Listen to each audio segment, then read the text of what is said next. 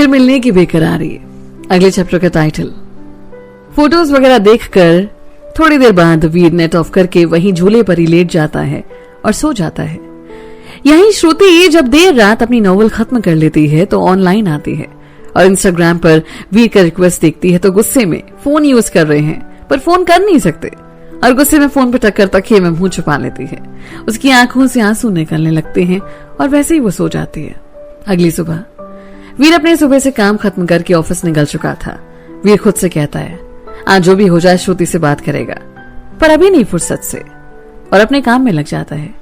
वहीं श्रुति देर तक सोती रहती है। जब वो उठती है तो पहले फोन चेक करती है और जब देखती है कि वीर का कोई फोन नहीं आया तो फोन वहीं छोड़कर बाहर आ जाती है। श्रुति, सुरभि पापा ऑफिस गए क्या? सुरभि कुछ बोले उससे पहले ही उसकी माँ, अब लोगों को काम पर जाना होता है, सब तुम्हारी तरह रानी नहीं है जो दोपहर तक सोते ही रहे।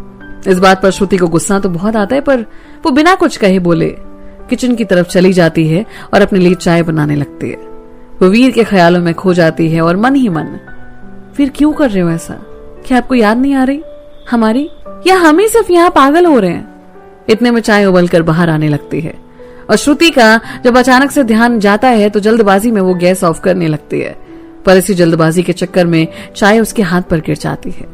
सुरभि जो उस वक्त किचन की तरफ आ रही थी वो ये देखकर फटाफट वहां आ जाती है और श्रुति को बाहर ले जाती है, जहां पर अंजना जी बोले, ये देखो महारानी को एक चाय बनाने गई थी और हाथ जला लिया, अब लोग कहेंगे कि सौतेली माँ है उसी ने किया होगा ये सब, और बड़बड़ाने लग जाती है। श्रुति को चाय गिरने से ज्यादा तकलीफ अंजना जी की बातों से हो रही थी और सुरभि अपनी माँ से चुप होने को बोलकर फर्स्ट एड बॉक्स लेकर श्रुति के रूम में चली जाती है, जहां पर वो घाव पर मरहम लगाकर उस पर पट्टी करती है। सुरभि बोली, दी एक बात पूछूं आपसे? श्रुति, हाँ पूछना। दी क्या बात है, जब से आप आए हो किन्हीं ख्यालों में डूबे रहते हो, कोई बात है क्या? ऐसा लग रहा है आप हमारे साथ होकर भी आप नहीं हो, आपका ध्यान कहीं और है। श्रुति, नहीं सुरभि ऐसी कोई बात नहीं है, वो बस ध्यान नहीं रहा। सुरभि, दी कोई बात है, आप शेयर जरूर कर सकते हो, मन हल्का हो जाएगा आपका। श्रुति, नहीं सुरभि ऐसी कोई बात नहीं है। सुरभि, ठीक है दी आप आराम करो, हम आपके लिए चाय लेकर आते हैं। सुरभि फिर जाकर चाय बनाती है और दोनों बहनें साथ में चाय पीते हैं। सुरभि फिर वहां से चली जाती है।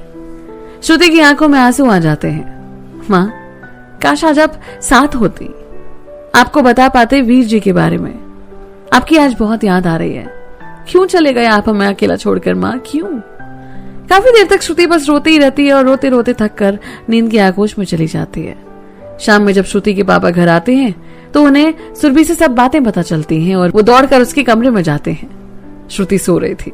उसके पापा उसके सर पर हाथ रखकर, मेरा बच्चा इतने तकलीफ में है, सॉरी बेटा, आपका ध्यान नहीं रख पाते हैं हम, और उसके सिर पर हाथ फेरने लग जाते हैं। श्रुति की नींद खुलती है और वो अपने पापा की गोद में सर रख कर लेट जाती है।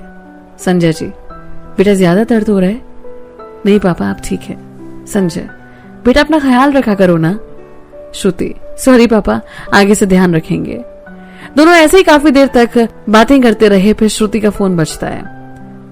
उसे लगता है वीर का फोन है और उसके पापा सामने है तो वो फोन बिना देखे ही काट देती है। फिर दोबारा फोन बजता है तो वो देखती है और संजना का फोन होता है। संजना, ओए कहाँ है तू? श्रुति, घर पर। संजना, चल जल्दी बाहर आ, बड़े दिन हो गए, कहीं चलते हैं, कुछ देर बैठेंगे। श्रुति, ठीक है आते हैं।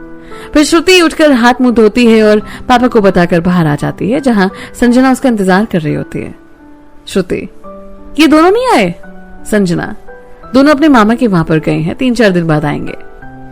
श्रुति, संजना बोली, श्रुति क्या बात है, क्या हुआ? कल से ना कोई फोन ना मैसेज का कोई जवाब, क्या बात है? अरे तेरे हाथ पर क्या हुआ? श्रुति बोली, अरे यार कुछ नहीं, वो चाय गिर गई, और बस यार काफी दिन राजीव के गांव में रहे ना तो अभी थोड़े दिन यहाँ मन नहीं लगेगा।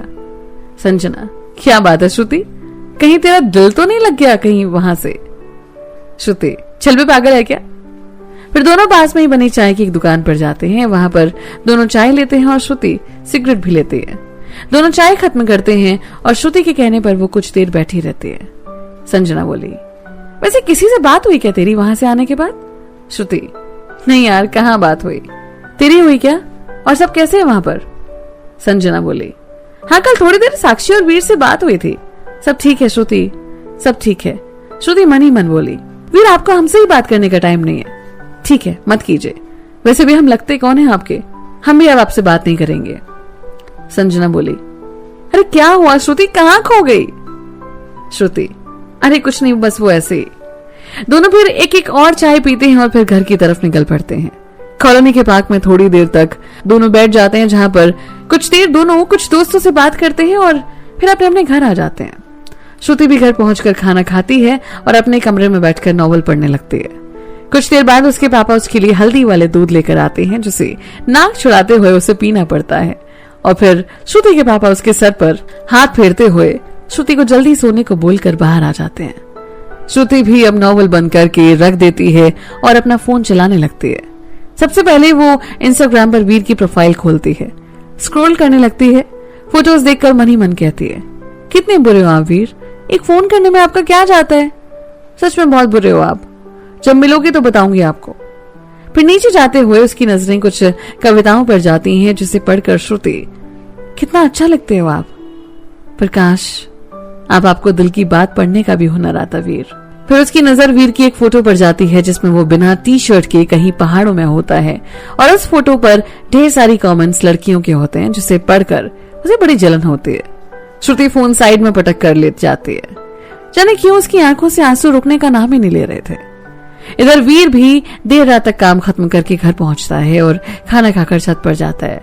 पहले विस्की निकालकर पीता है और श्रुति को फोन करता है, पर जब श्रुति देखती है कि वीर का फोन है तो जाने क्यों वो फोन काट देती है। इधर वीर, हाँ समझ रहा हूं गुस्से में हो, पर बात तो कर लो यार। फिर श्रुति को फोन लगाता है, पर श्रुति फोन नहीं उठाती। वीर मन ही मन में, मैं भी देखता हूं कब तक फोन नहीं उठाती, और फिर फोन लगा देता है। इस बार गुस्से में वो फोन उठा लेती है। फोन उठाती, समझ नहीं आती क्या आपको, जब फोन नहीं उठा रही हो तो बात नहीं करनी है। उधर से वीर बड़े प्यार से, श्रुति सुनो, और जैसे ही श्रुति वीर की आवाज सुनती है तो उसका गुस्सा पल भर में गायब हो जाता है। वीर, श्रुति सुन रही हो? श्रुति, हाँ बोलो, कैसे हो आप? श्रुति, ठीक हूं, आप कैसे हो?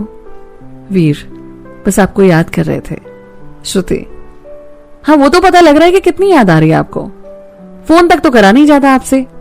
वीर, अच्छा ठीक है, सॉरी, माफ कर दो, इस बार अब रोज बात करूंगा, मान भी जाओ ना आप। श्रुति, सोचेंगे बाद में उस बारे में। वीर, मतलब आप अब भी नाराज हैं हमसे?